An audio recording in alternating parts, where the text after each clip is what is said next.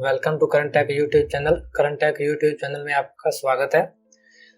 और जो कि हमने फ्रंट एंड डेवलपमेंट की सीरीज शुरू की हुई थी, उसकी ये 5 क्लास है। और इस क्लास में हम जानेंगे कि आई फ्रेम क्या होता है, HTML में फॉर्म क्या होते हैं एंड फाइल पाथ क्या होता है। तो सबसे पहले हम देख लेते हैं कि HTML आई फ्रेम क्या होते हैं। An HTML I frame use to display a web page within a web page, यानी कि आप एक वेब पेज में एक दूसरा वेब पेज दिखाने के लिए आई फ्रेम का इस्तेमाल कर सकते हो। HTML आई फ्रेम सिंटैक्स ये कुछ इस तरह से लिखा जाएगा। ये इसका सिंटैक्स है। इसको हम प्रैक्टिकल करके देख लेते हैं VS कोड में। तो यहाँ पे हम लिखेंगे आई फ्रेम। आई फ्रेम लिखने के बाद आप ये बॉर्डर है इसका, आप इसको बॉर्डर दे सकते हो और आप इसको डिलीट भी कर सकते हो, कोई दिक्कत नहीं है। यहाँ पे SRC मैंने यहाँ पे 2 फाइल बनाई हुई है। यहाँ मैंने tut5 नाम से एक फोल्डर बना दिया, उसके अंदर index.html नाम से एक फाइल बना दी और index2 नाम से एक फाइल बना दी है, जो कि यहाँ पे हम पाथ में सेट करेंगे इसके SRC में। तो यहाँ पे आप लिखो index2 डॉट, जैसे डॉट लगाओगे HTML लिखो आ जाएगा। और यहाँ पे आप इसके अंदर मैंने आपको खोल के दिखा दूँ, इसके मैंने H1 लिया हुआ एक हेडिंग ले रखी है H2 फाइल नाम से। और यहाँ पे आप इसका शो कर सकते हो, देख सकते हो किस तरह से दिखाई दे रही है। तो इसको हम लाइव जाके देख लेते हैं। ये कुछ इस तरह से दिखाई देगी। और चलते हैं डॉक्यूमेंट में। अभी हम इसकी हाइट और विड्थ भी सेट कर सकते हैं। वो करने के लिए आपको इसके CSS लिखनी होगी, या इसके अंदर भी आप हाइट और विड्थ सेट कर सकते हो। तो यहाँ पे हम वो भी सेट करके देख लेते हैं किस तरह से होगी। यहाँ पे आपने लिखना है हाइट, जो भी आपने हाइट देनी है, जैसे मैंने इसकी 100 दे दी है। और उसके बाद यहाँ पे आप विड्थ लिखिए इसकी। अभी मैंने इसकी विड्थ 200 दे दी है। Ctrl+S से सेव करेंगे तो यहाँ पे देखेंगे कि किस तरह से दिखाई दे रहा है। ये कुछ इस तरह से, ये बिल्कुल छोटा हो गया बॉक्स, 100 बाई 200 का हो गया है। चलते हैं। तो यहाँ पे देखिए आप कुछ इस तरह सेट कर सकते हैं, या आप इसका टाइटल भी सेट कर सकते हैं। टाइटल देना कोई ज़रूरी नहीं है, ऑप्शनल है, बट अगर आप देते हो तो बहुत अच्छी बात है। उसके बाद आप इसको CSS भी सेट कर सकते हो, यानी you can add the style attribute use the CSS height and width. अगर आप इस तरह से कुछ आप स्टाइल एट्रीब्यूट देते हो और हाइट और विड्थ देते हो तो कुछ इस तरह से CSS से कर सकते हो। और उसके बाद जो इसका ये बॉर्डर है, ये साइड में आप बॉर्डर देख सकते हो, इसको आप रिमूव कर सकते हो। इसको रिमूव करने के लिए आपको क्या करना होगा, इसको रिमूव करने के लिए स्टाइल एट्रीब्यूट ऐड करो, CSS बॉर्डर प्रॉपर्टी। ये CSS बॉर्डर प्रॉपर्टी है, बॉर्डर नन कर दो। ये CSS की प्रॉपर्टी आप इसमें आप दे सकते हो, इसको बॉर्डर को नन करने के लिए। तो यहाँ पे लिखिए आप स्टाइल लिखिए और स्टाइल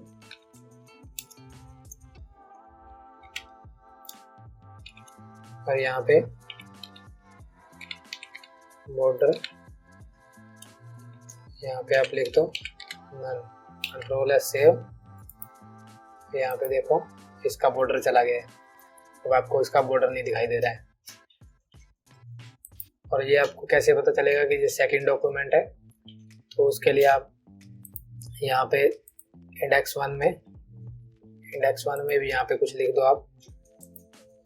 यहाँ पे आप H2 ले लो और इसके अंदर लिख लो index1 लिख के सेव कर दो।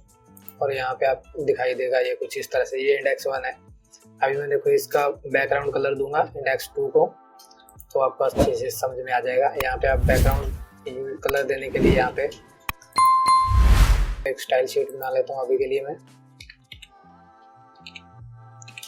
style.css नाम से, ये अच्छा रहेगा ये सीखने के लिए। यहाँ पे आप index1 में इसको लिंक कर दो। ये मैंने आपको लिंक करने सिखा दिया मैंने पहले पिछली वीडियो में। तो यहाँ पे जैसे आप लिंक टैग मारोगे तो यहाँ पे style.css लिखोगे तो आ जाएगा। Ctrl+S से सेव करें और यहाँ पे आप इसको एक क्लास दे सकते हो। इसको यहाँ पे आप क्लास दे सकते हो आई फ्रेम नाम से। आई फ्रेम क्लास देने के बाद इसको कंट्रोल से यहाँ पे लाके यहाँ पे बैकग्राउंड कलर दे दो आप इसको रेड। यहाँ पे आप देखो इसका बैकग्राउंड रेड हो गया है। देखो इतनी जगह में हुआ है, 100 बाय 200 में हुआ है। ये इंडेक्स 1 है, पहला डॉक्यूमेंट है, और उसके अंदर ये इंडेक्स 2 है, सेकंड डॉक्यूमेंट है। तो आप देख सकते हो, अगर मैं ये अगर अलग से काम ना करता तो ये इतना इसका कलर नहीं होता, ये पूरे में फिल हो जाता, पूरे इंडेक्स 1 में पूरे में फिल हो जाता। तो ये आपको अच्छी प्रकार से समझ आ गया होगा। नेक्स्ट देख लेते हैं। तो हाइट और विड्थ हो गई, बॉर्डर रिमूव कर दिया हमने। उसके बाद आई फ्रेम टारगेट फॉर लिंक, यहाँ पे आप आई फ्रेम को टारगेट कर सकते हो, एक लिंक दे सकते हो। An I frame can use the target frame for a link, यानी ये एक टारगेट एट्रीब्यूट है। ये एक attribute of link must refer to a name attribute to I frame. यहाँ पे देखो, तो यहाँ पे एक नेम दे सकते हो आई फ्रेम ए, यहाँ पे आपने इसको नेम दे दिया। उसके बाद यहाँ से आप इसको टारगेट कर सकते हो, जैसे कि यहाँ पे मैंने एक एंकर टैग ले लिया और उसके अंदर एक लिंक ले लिया, जैसे कि मैंने यहाँ गूगल का लिंक यूज किया, और यहाँ पे टारगेट में आपने आई फ्रेम ए, यानी कि ये जो आपने नाम लिया है, ये नेम से, ये जो टारगेट है ये इसके आई फ्रेम के नेम से इसको एक्सेस कर पाएगा। तो इसको हम प्रैक्टिकल करके देख लेते हैं। चलिए वहीं पे प्रैक्टिकल कर लेते हैं, हमने जो अभी डॉक्यूमेंट बनाया था। यहाँ पे देखो, ये मैंने इसका एक बना दिया डॉक्यूमेंट, और उसके बाद मैं यहाँ पे इसका नेम ले लूँगा। तो नेम ले, यहाँ पे आप इसका नेम लिखो, नेम में आप इसका आई फ्रेम लिख दो, और यहाँ पे आप इसको एक एंकर टैग ले सकते हो। यहाँ पे आप एक पैराग्राफ ले लो चाहे, और उसके अंदर एक एंकर टैग ले लो, और यहाँ पे आप इसका लिंक दे सकते हो। यहाँ पे लिखो, जैसे मैं गूगल का यूज कर रहा हूँ, आप अपना कोई भी कस्टम लिंक हो तो आप यूज कर सकते हो। यहाँ पे मैं इसका नेम दे दूंगा, और यहाँ पे वो जो वहाँ पे आप डिस्प्ले होगा, शो होगा वो नेम, और उसके बाद यहाँ पे टारगेट में आप यूज करोगे इसका नेम। जैसे यहाँ पे मैंने आई फ्रेम नेम लिया है, आई फ्रेम नाम इसका यूज करो, सेव करो, और यहाँ पे चलते हैं। यहाँ पे देखो, ये गूगल का है, ये एक लिंक है, यहाँ पे आपको नीचे दिखाई दे रहा होगा। यहाँ पे ये देखो, अगर इस पे क्लिक करोगे तो ये देखो आपको एक्सेस कर रहा है, बट यहाँ से एक्सेस नहीं कर रहा है, गेट नहीं कर रहा है। तो इसका प्रॉपर लिंक देना पड़ेगा आपको। तो यहाँ पे सर्च करो गूगल, क्लिक करो, यहाँ से इसका लिंक उठा लो गूगल का। यहाँ पे गूगल को ओपन करो, यहाँ से इसका पूरा लिंक कॉपी करो। ये HTTP के साथ देना होगा, तभी ये वर्क करेगा। यहाँ पे ये देखो, इसको सेव करते हैं। अभी यहाँ पे तो चलते हैं नेक्स्ट। ये हो गया आई फ्रेम। आई फ्रेम में कुछ नहीं है, बस आई फ्रेम को आप यूज कर सकते हो ओनली आप नेक्स्ट, यानी कि अगला डॉक्यूमेंट देने के लिए, कुछ डॉक्यूमेंट में एक और डॉक्यूमेंट देने के लिए आप इसको यूज कर सकते हो। ज़्यादातर ये यूज नहीं किया जाता है, इसको यूज नहीं किया जाता ज़्यादातर। हम बहुत जितनी वेबसाइट ज़्यादा बनाते हैं, इसमें आप यूज नहीं करोगे इसको। मोस्टली आप सिंपल HTML यूज करोगे, तो इसका कुछ ज़्यादा काम नहीं रहता है। ये हो गया। उसके बाद फाइल पाथ।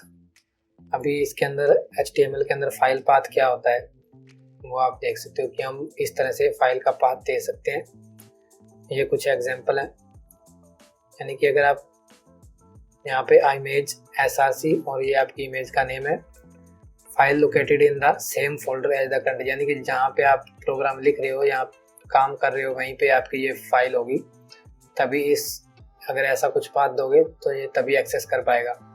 उसके बाद ये जो इमेज src, इमेज और // यानी कि एक फोल्डर के अंदर, इमेज फोल्डर के अंदर आपकी ये एक इमेज है, ये आपको इस इमेज फोल्डर के अंदर मिलेगा। उसके बाद एक अगर /image HTML फाइल पाथ आपने देख लिया है, ये कुछ इस तरह से काम करता है। यानी कि यहाँ पे आप अगर स्लैश लगा देते हो इमेज के अंदर, इमेज के आगे, तो ये आपका एक फोल्डर और पीछे चला जाएगा। Located in the image folder at the root of the current web, यानी कि जो आपका करंट वेब का रूट फोल्डर है उसके अंदर आप इमेजेस फोल्डर बना रखा है और उसके अंदर आपकी ये जेपीजी यानी कि एक फोल्डर। अगर आप उसके बाद ये आता है इमेज एसआरसी, इसके डबल डॉट और उसके बाद फॉरवर्ड स्लैश और आपका इमेज का नेम, तो इसका मतलब है आपकी एक फोल्डर और पीछे चला जाएगा, आपका पाथ है जो एक फोल्डर और पीछे चला जाएगा। तो कुछ इसको हम इस तरह समझ लेते हैं। HTML file path, A file path describe the location of file A website folder structure, यानी कि आपके वेबसाइट के जो फोल्डर की स्ट्रक्चर है उसके अंदर आपकी फाइल कहाँ पर है उसको लोकेट करने के काम आता है। File path are used when linking the external file, अगर आप कोई बाहर से फाइल को लिंक करना चाहते हो तो उसमें आपका ये फाइल पाथ यूज होता है, यानी कि जैसे कि वेब पेज, इमेज और स्टाइल शीट से, जावास्क्रिप्ट से। उसके बाद आता है absolute file path. An absolute file path is the full URL, यानी कि ये आपकी कुछ इस तरह से फुल URL होगी। इमेज एसआरसी, उसके बाद आपका वेबसाइट का नेम, उसके बाद उसके फोल्डर कौन सा स्ट्रक्चर में, यानी कि यहाँ पे आपकी वेबसाइट है उसके फोल्डर है, उसके अंदर एक इमेजेस फोल्डर है और उसके अंदर आपकी फाइल का नेम है, यानी कि picture.jpg। आपकी फ़ोटो का यहाँ पे आप कोई भी फाइल एक्सेस करते हो, ऐसा नहीं है कि आप ओनली फ़ोटोज़ ही कर सकते हो, इमेज ही कर सकते हो। ये इसका टेक्स्ट है, ये कुछ इस तरह से रहेगा और इसको हम प्रैक्टिकल करके देख लेते हैं। तो सबसे पहले हम फाइल का पाथ है, ये जो पहले वाला, इसको लेके देख लेते हैं। तो यहाँ पे चलते हैं। अभी के लिए मैंने कोई यहाँ पे पिक्चर नहीं ले रखी है, तो अभी मैं उसमें कुछ पिक्चर एक डाल लेता हूँ। तो यहाँ पे मैंने एक पिक्चर एक इमेज नाम से फोल्डर बना लिया है और यहाँ पे मैंने इसके अंदर एक पिक्चर भी इंसर्ट कर दी है। अभी के लिए अगर ये यहाँ पे बिल्कुल बाहर होती, इसको यहाँ पे कॉपी करके यहाँ पे बाहर इसको पेस्ट कर लेते हैं। ये कुछ इस तरह से है। अगर यहाँ पे है ये, तो आप यहाँ से इसको एक्सेस कर सकते हो। अभी के लिए आप इसको डिलीट कर देता हूँ, इसको भी डिलीट कर देता हूँ। यहाँ पे अगर img टैग लेते हो, src इसका होगा।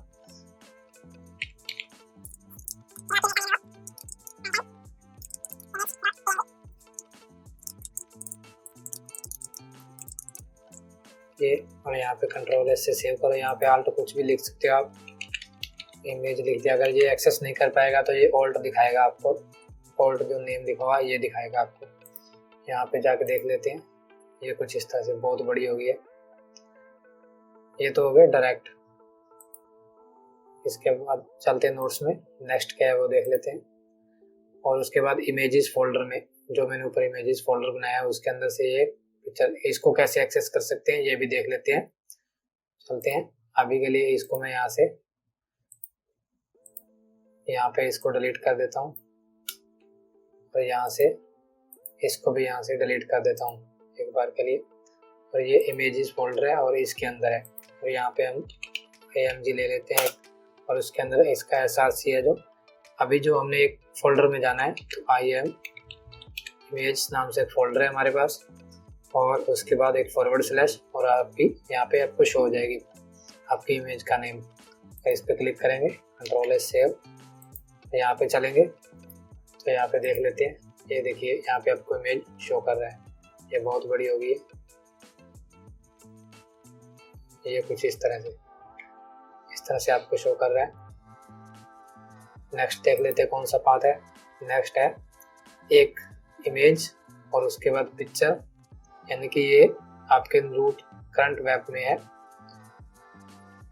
यहाँ पे ये फोल्डर है इसका, ये अभी मैंने इसको बैक में बना नहीं रखा है।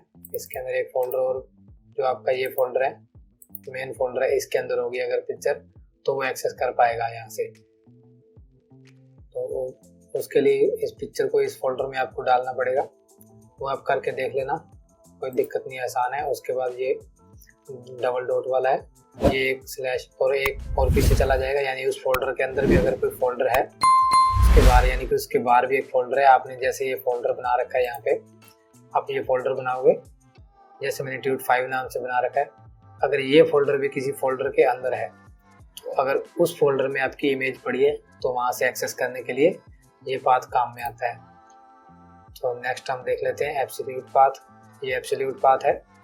यहाँ पे आप अपनी वेबसाइट का नेम, जहाँ से आप सर्वर का नेम, जहाँ पे आपकी पिक्चर सेव है, आप यहाँ से पिक्चर को गेट करना चाहते हो, फैच करना चाहते हो, तो वहाँ से आपको ये पाथ उसका देना होगा, आपको पूरा का पूरा पाथ, तभी ये उसको वहाँ फैच कर पाएगा।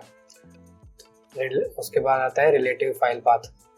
ये हो ही गया है, मैंने बता ही दिया आपको, ये भी बता दिया है मैंने आपको एग्जांपल के लिए, ये भी बता दिया है। उसके बाद आता है HTML फॉर्म्स। अब हम ये आप ध्यान से समझ लेना कि फॉर्म क्या काम आते हैं और किस तरह से हम फॉर्म बना सकते हैं। HTML में फॉर्म किस तरह से बनते हैं। And HTML form is used to collect user input, यानी कि यूजर का जो इनपुट का डाटा होता है। जैसे हम किसी भी वेबसाइट पे फॉर्म देखते हैं, आपको वहाँ पे आपका नेम फिल करने के लिए देते हैं, नंबर हो गया आपका, आपकी ईमेल हो गई, वो एक फॉर्म होता है। तो वो जो डाटा है उसको कलेक्ट करने के लिए, और ये कलेक्ट करके सर्वर में जाएगा और सर्वर से फिर वेबसाइट में जो भी वेबसाइट का ओनर है उसको दिखाई देगा। तो अगर हम किसी का डाटा लेना चाहते हैं, किसी से डाटा कलेक्ट करना चाहते हैं, तो हम फॉर्म का यूज करते हैं। तो देख लेते हैं form. The form element use to create a HTML form user input. कुछ इस तरह से ये फॉर्म का एक एलिमेंट होता है, और इसके अंदर आप यहाँ पे आप फॉर्म लिख सकते हो। फॉर्म के कुछ टाइप होते हैं।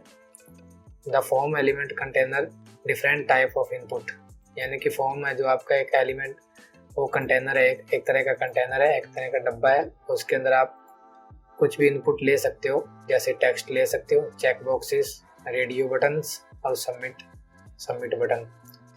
आप अभी हम ये सब कुछ देखेंगे, टेक्स्ट फील्ड देखेंगे, चेक बॉक्स और रेडियो, सबमिट बटन सब देखेंगे। तो सबसे पहले हम इनपुट के बारे में कुछ जान लेते हैं। And HTML input element is the most used from element, यानी कि इनपुट है जो बहुत यूज में होता है इनपुट लेने के लिए। अगर हमें इनपुट लेना है तो आपको इनपुट का यूज करना ही होगा। Element can be displayed many ways depending on type attributes. Some example, ये कुछ एग्जांपल है इसके। आपको टाइप डिफाइन करना होगा, आपका टाइप एट्रीब्यूट लेना होगा, तो उसमें आपको इसका टाइप डिफाइन करना होगा कि आप क्या लेना चाहते हैं, टेक्स्ट लेना चाहते हैं, रेडियो लेना चाहते हैं, चेक बॉक्स बटन लेना चाहते हैं, सबमिट कुछ भी लेना चाहते हैं, वो आपको यहाँ पे ये कुछ इसके इनपुट टाइप है। ये display single line text field, यानी कि आप टेक्स्ट ले सकते हो यहाँ पे टेक्स्ट के टाइप से। उसके बाद एक रेडियो टाइप होता है जो आप रेडियो बटन ले सकते हो सिलेक्ट, और आप अपनी चॉइस के सिलेक्ट कर सकते हो। और उसके बाद होता है एक चेक बॉक्स जिसमें आप कुछ इस तरह से चेक लगा सकते हो। और उसके बाद होता है कुछ इनपुट सबमिट बटन, और ये भी आप बटन ले सकते हैं। इसको हम प्रैक्टिकल करके देख लेते हैं। चलते हैं VS कोड में। तो यहाँ पे आप इसको मैं अभी के लिए डिलीट कर देता हूँ। तो यहाँ पे मैं एक फॉर्म ले लेता हूँ जो इसका रूट एलिमेंट है। और उसके बाद यहाँ पे मैं फॉर्म के अंदर जैसे मैं इनपुट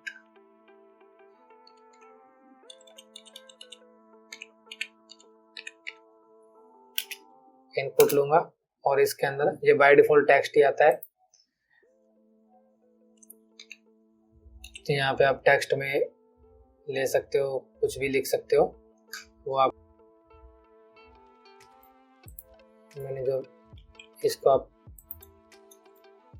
यहाँ पे आप इसका नेम भी लिख सकते हो, इसका लेबल दे सकते हो। अभी लेबल के बारे में हम समझेंगे। ये टेक्स्ट हो गया। उसके बाद नेक्स्ट जो होता है टेक्स्ट पासवर्ड भी आता है इनपुट में। इनपुट का टाइप है जो यहाँ पे आप अगर पासवर्ड लिखते हो,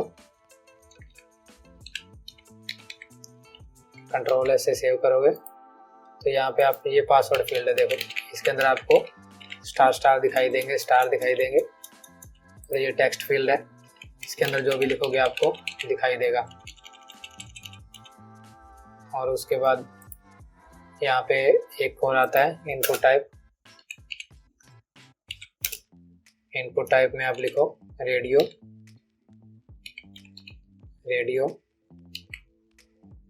यहाँ पे आप देखो ये कुछ इस तरह से दिखाई देगा। इसको आप सिलेक्ट कर सकते हो, अनसिलेक्ट कर सकते हो। इसको अनसिलेक्ट करने के लिए आपको जावास्क्रिप्ट की सहायता लेनी होगी।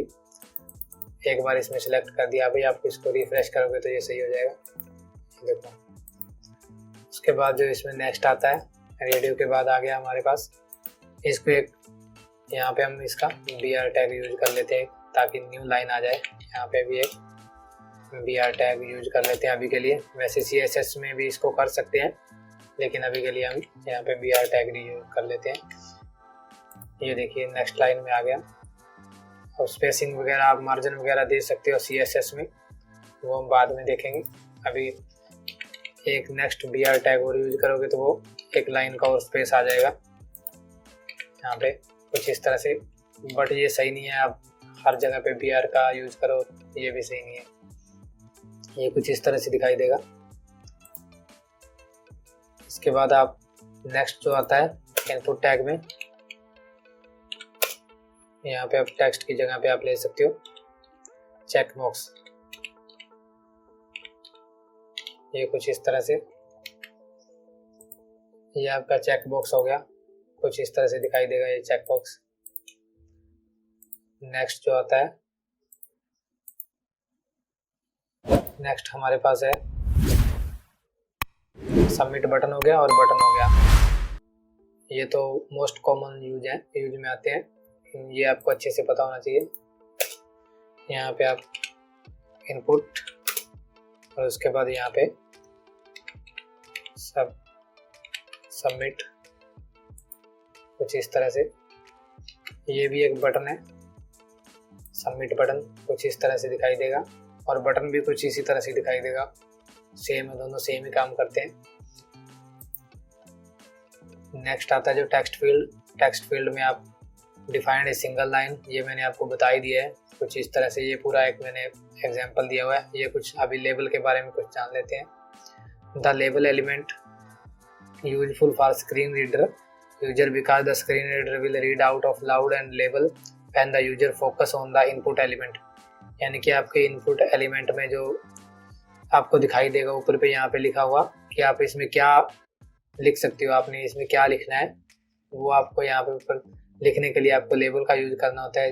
यहाँ पे देखो, जैसे यहाँ पे मैंने L नेम का और यहाँ पे मैंने F नेम का, यानी कि फर्स्ट नेम और लास्ट नेम का ये यूज कर रखा है मैंने। ये कुछ आप इस तरह से लिख सकते हो लेबल। लेबल लिखने के लिए आपको कुछ नहीं करना है, बस यहाँ पे जैसे मैंने ऊपर टेक्स्ट फील्ड लिया हुआ है, तो यहाँ पे आप यहाँ देखो लेबल,